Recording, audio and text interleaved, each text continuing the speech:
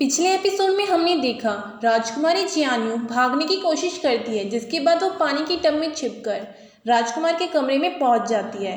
राजकुमार को शक होता है कि इसके अंदर कोई तो है कि तभी राजकुमार तलवार से उस पर हमला करता है। राजकुमार मिंग कहता है कि जो भी इसके अंदर है वो बाहर निकल जाओ, वरना उसके लिए बहुत ही बुरा होगा। तभी राजकुमारी बाहर निकलती है। राजकुमार मिंग उसे देखकर शॉक हो जाता है कि तुम यहाँ कर क्या रही हो। राजकुमारी कहती है कि ये महान हैंडसम ताकतवर राजकुमार मिंग है। मैं तो सिर्फ पानी का टेम्परेचर चेक करने आई थी। मैं अब आपको तंग नहीं करूंगी, अब मैं यहाँ से जाती हूँ। कि तभी राजकुमार उसे रोक लेते हैं। राजकुमार उससे पूछते हैं, तुम वहाँ से कैसे निकली और मेरे टब में क्या कर रही हो? क्या तुम मेरी हत्या करने ही आई हो? राजकुमारी कहती है, अगर मैं वहाँ से नहीं निकलती तो मैं आपके इस नाइस फिगर की तारीफ कैसे करती, और हत्या, मैं आपकी हत्या करने की कोशिश क्यों करूँगी? तभी राजकुमार उससे कहते हैं, मेरा यान हॉल ऐसी जगह है जहाँ आप अपनी मर्जी से आ जा सकती हो, और अगर तुम मेरी हत्या नहीं करना चाहती थी तो क्या तुम यहाँ से भागने की कोशिश कर रही हो? राजकुमारी कहते हैं नहीं।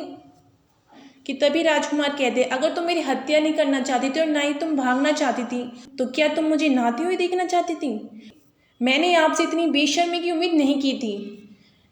राजकुमारी उससे कहती है, मैं बेशर्म हूँ?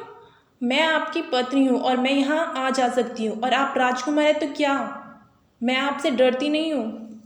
राजकुमारी वहाँ से जाने लगती है कि तभी राजकुमार के पेट में दर्द होने लगता है। राजकुमारी उसकी मदद करने की कोशिश करती है पर वो मना कर देता है। राजकुमारी कहती है, तुम्हें इस हालत में ऐसे चिड़चिड़ा नहीं होना चाहिए, ना गुस्सा करना चाहिए, ऐसे बच्चे पर भी असर पड़ेगा। राजकुमार मिंग उससे कहते, मैं प्रेग्नेंट नहीं हूँ। राजकुमारी जियान्यू कहती, हाँ हाँ मुझे पता है तुम प्रेग्नेंट नहीं हो। राजकुमार उसे वहाँ से जाने के लिए कहता है पर वो उसकी पीठ को सहराने लगती है, जिससे उसका दर्द कम होने लगता है। राजकुमार सर्वेंट को बुलाते हैं और राजकुमारी को यहाँ से ले जाने के लिए कहते हैं। राजकुमार उससे कहते हैं, अगर तुम मुझे इतना ही जानना चाहती हो तो वहाँ पे मेरे कपड़े रखे हैं, उन्हें जाके धो देना।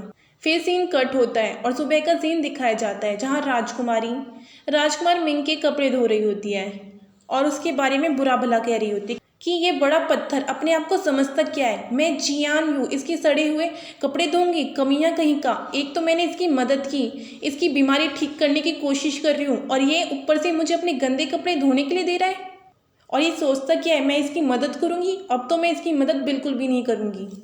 जिसके बाद हम देखते हैं राजकुमार मिंग और शी फेंग गेम खेल रहे होते हैं कि शी फेंग राजकुमार मिंग से कहते हैं कि कल रात लाइब्रेरी में कोई बहरूपिया आया था और मैंने वहाँ राजकुमारी की आवाज़ सुनी थी, लेकिन जब हम राजकुमारी के कमरे में गए तो हमने देखा कि वहाँ पर राजकुमारी है ही नहीं। तो मुझे लगता है कि तभी राजकुमार कहते कि वो बहरूपिया राजकुमारी नहीं हो सकती। क्या तुम विश्वास करोगे कि कल रात राजकुमारी मेरे नहाने की टब में थी? शी फेंग कहते हैं, क्या? राजकुमार कहते हैं, मैं सोच रहा था कि मुझे उसे अपनी इस बीमारी को ठीक करने का एक मौका देना चाहिए। शी फेंग कहती है, तो अच्छी बात है, मैं अभी राजकुमारी को बुला के लाता हूँ। फिर हम देखते हैं राजकुमारी को वहाँ बुलाया जाता है, जहाँ राजकुमार उससे कहते हैं, मैंने ही तुम्हें यहाँ बुलाया है और मैं तुम्हें एक मौका देना चाहता हूँ। राजकुमारी कहती है, अगर तुम ऐसे ही अकड़ू बनकर मुझसे बात करोगे तो मैं सोने जा रही हूँ। शी फेंग कहते हैं, आप जाइए मत, बस वो अपनी बीमारी के कारण उनका मूड खराब है, और डॉक्टर होने के नाते किसी भी इंसान की जान बचाना हमारा फर्ज है। राजकुमारी मान जाती है। राजकुमारी कहती है, लेकिन हमारे बीच एक एग्रीमेंट होगा, अगर ये सर्जरी सही होती है और आप ठीक हो जाते हैं तो आप मुझे यहाँ से जाने देंगे। राजकुमार उससे कहते हैं, अगर सर्जरी नहीं हुई तो मैं तुम्हारे सभी 9 पुश्तों को ख़त्म कर दूंगा। राजकुमारी कहती है, आप मेरे डैड और बड़ी बहन को मार देना, वैसे भी उनमें अकल कम है। राजकुमार मिंग कहता है, अगर मैं ठीक हो जाता हूँ तो जो तुम मांगोगी मैं तुम्हें दूंगा। राजकुमार बाहर से सर्वेंट्स को बुलाते ताकि वो एग्रीमेंट के पेपर ला सके, लेकिन राजकुमारी मना कर देती है कि इसकी कोई ज़रूरत नहीं है, मैंने पहले ही एग्रीमेंट बना लिया है, बस आपको इस पर साइन करने होंगे।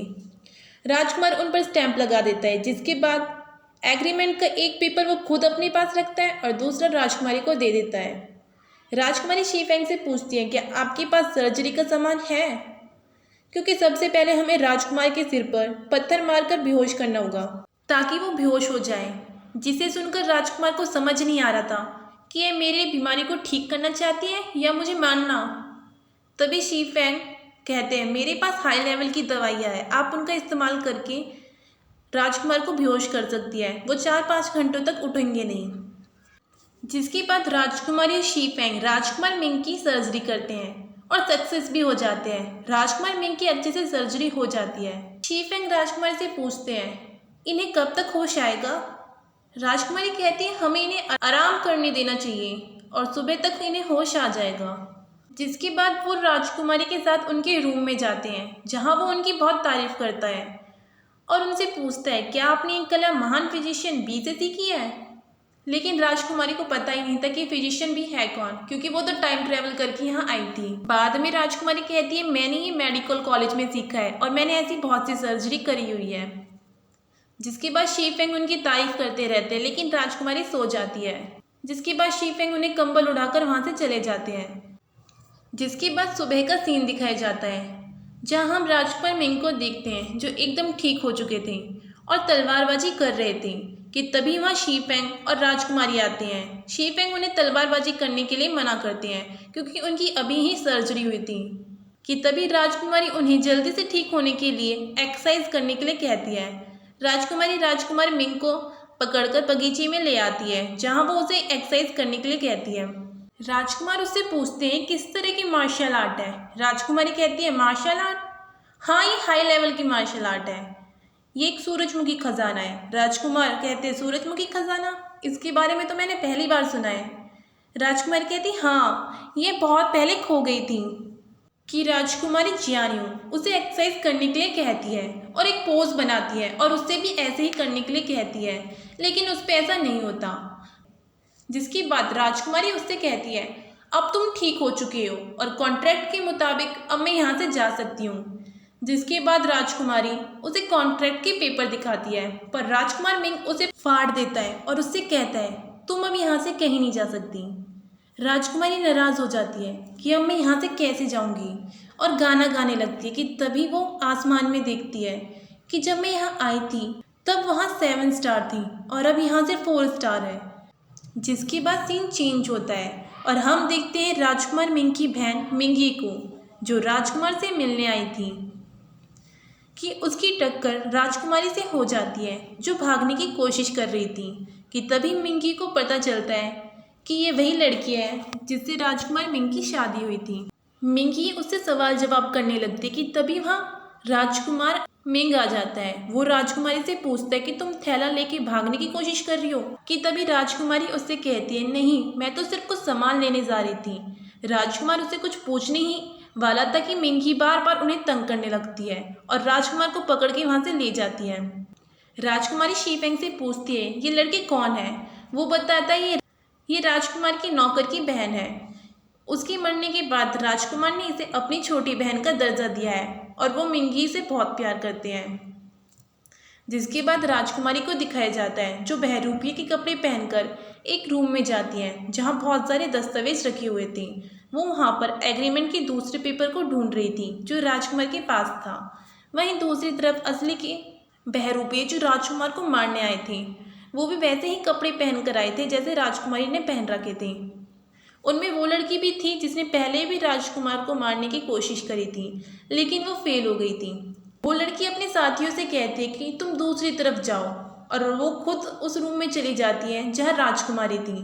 वो राजकुमारी को देखकर कहती है मैंने तुम्हें दूसरी तरफ जाने के लिए कहा था तो तुम यहाँ पर क्या कर रही हो। लेकिन राजकुमारी को कुछ समझ नहीं आ रहा था कि ये लड़की है कौन। तभी बहरूपिया लड़की उससे एक पहेली पूछती है जो उनका सीक्रेट पासवर्ड था, लेकिन राजकुमारी को कुछ पता नहीं था। तभी वो बहरूपिया लड़की कहती यानी कि तुम हम में से एक नहीं हो। राजकुमारी कहती रुको मैं अभी बताती हूँ। राजकुमारी सोचती है यह तो एक कविता की तरह लग रहा है। कि तभी राजकुमारी उसका सही जवाब दे देती है। तभी वो बहरूपिया कहती है ठीक है तुम हम में से एक हो। वो बहरूपिया सोचती है कहीं ये मुझसे पहले तो टैली को ढूंढने नहीं आई ताकि सारा इनाम ये खुद ले ले। इसलिए वो राजकुमारी से कहती है अगर तुम्हें टैली मिले तो तुम उसे मुझे दे देना, मैं तुम्हें जो भी इनाम मुझे मिलेगा मैं उसमें से आधा इनाम तुम्हें दे दूंगी। राजकुमारी उससे कहती है ठीक है। राजकुमारी टैली को ढूंढने लग जाती है, लेकिन राजकुमारी को पता ही नहीं था कि टैली होती क्या है। राजकुमारी सोच रही थी अगर मैंने इसे टैली ढूंढ के दे दी तो मैं इससे एग्रीमेंट के पेपर को ढूंढने के लिए कहूँगी और उससे उसका सौदा करूँगी। मैं कितनी इंटेलिजेंट हूँ ना। कि तभी बाहर से आवाज़ आती है कि इन सभी बहरूपियों को चारों तरफ से घेर लो। वो लड़की बाहर अपने साथियों के पास चली जाती है, जिसके बाद वो राजकुमार पर हमला करने ही वाली होती है कि वहाँ सेनापति आ जाता है और राजकुमार से देरी से आने के लिए माफ़ी मांगता है और थोड़ी सी ही देर में सभी बहरूपियों को मार देता है। राजकुमारी को पता चलता है कि उसने वैसे ही कपड़े पहन रखे हैं जैसे बहरूपियों ने पहन रखे हैं, और अगर मैं बाहर जाऊंगी तो वो मुझे कुछ कहने से पहले ही तलवार से मार देंगे, नहीं तो वो तीरों से भून देंगे। कि तभी राजकुमारी वहीं छिप जाती है। वो बहरूपे फिर से उसी रूम में जाने लगती है कि उसकी टक्कर राजकुमारी से हो जाती है। वो राजकुमारी से वहाँ से भागने के लिए कहती है कि तभी राजकुमार और सभी वहाँ आ जाते हैं, जिसके बाद सेनापति उन्हें मारने ही वाला होता है कि राजकुमारी अपना नकाब हटा देती है और उन सभी से कहती है कि मैं हूँ, जियानी हूँ। वहाँ पर खड़े सभी लोग शॉक हो जाते हैं कि राजकुमारी। कि तभी उस बहरूपे को पता चलता है कि ये तो राजकुमारी है, राजकुमार मिंग की पत्नी, और वो राजकुमारी के गले पर चाकू रख देती है और सभी को दूर रहने के लिए कहती है। राजकुमार उससे कहते हैं कि आप राजकुमारी को छोड़ दो। वो राजकुमारी को धक्का मारती है और एक जहरीला तीर उसे मार देती है, जिससे राजकुमारी बेहोश हो जाती है। वो बहरूपिया वहाँ से भाग जाता है कि सेनापति उसे पकड़ने के लिए उसके पीछे भागता है। वहीं राजकुमार मिंग राजकुमारी को उठाकर उनके रूम में ले जाता है। राजकुमारी सोचती है, राजकुमार का दिल तो बहुत ही साफ है, जैसे एक कोरियन ड्रामा के मेन एक्टर की तरह। वहीं दूसरी तरफ हम देखते हैं उस बहरूपीय लड़की को जो बेहोश पड़ी थी। जब उसे होश आता है तो वो अपने आप को वहाँ देखकर घबरा जाती है। वहाँ एक ओल्ड मैन होता है। वो उससे पूछती है, मुझे यहाँ कौन लेकर आया? वो बताता है कि यहाँ आपको हमारे मालिक लेके आए हैं। वो उसके बारे में पूछती है, जिस पर वो ओल्ड मैन कहता है कि आपको कुछ भी याद नहीं है। उसे याद आता है कि महल से भागते वक्त सेनापति ने उसे पकड़ लिया था और मैं बेहोश हो गई थी, जिसके बाद मुझे कुछ भी नहीं पता। असल में सेनापति ने उसके गर्दन पर एक निशान देखा था, जिसके बाद वो उसे बेहोश करके यहाँ पर लेके आ गया था। कि तभी हम देखते हैं एक आदमी को जिसने नकाब पहन रखा था। वो उससे पूछता है, क्या तुम 10 साल पहले डुआन प्यू परिवार को भगाने के बारे में जानती हो? वो कहती है, डुआन परिवार को भगाने के बारे में? वे महल में से यूनुस सन था। वो नकाबपोश उसे उसके बारे में और कुछ पूछता, इतने में ही वो मर जाती है। जिसके बाद सीन चेंज होता है, जहाँ शी फेंग राजकुमार मिंग से कहते हैं, अब राजकुमारी ठीक है, हमने सही समय पर इनका उपचार कर दिया, वरना जहर हड्डियों तक पहुँच जाता तो इनकी जान बचाना मुश्किल था। राजकुमार सभी को बाहर जाने के लिए कहते हैं। तभी सीन फ्यूचर में जाता है, जहाँ जियान्यू किसी को कॉल करती है पर किसी का भी जवाब नहीं आता। जियान्यू नाराज़ हो जाती है कि तभी वहाँ एक लड़का आता है और उससे कहता है कि तुम मेरे साथ चलो, तुम ऐसे ही फ्यूचर में नहीं घूम सकती। जिसके बाद सीन पास्ट में आता है, जहाँ शी फेंग राजकुमार मिंग से कहता है कि ये तीर जो राजकुमारी को लगा था ये शाही कबीले में बनाया जाता है और मुझे लगता है इसके पीछे कोई महल में से ही है। कि तभी वहाँ सेनापति आता है और राजकुमार से कहता है, हमने उस बहरूपिया का पीछा किया था पर वो बहरूपिया पहाड़ी से नीचे गिर गया, मैंने उसे देखा था, वो महल में से कोई है। शी फेंग कहता है कि सेनापति आप परेशान मत हो।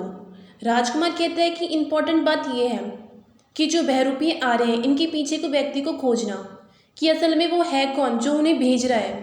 और यहीं पर ही प्रिंसेस एट लार्ज का सेकंड एपिसोड ख़त्म हो जाता है।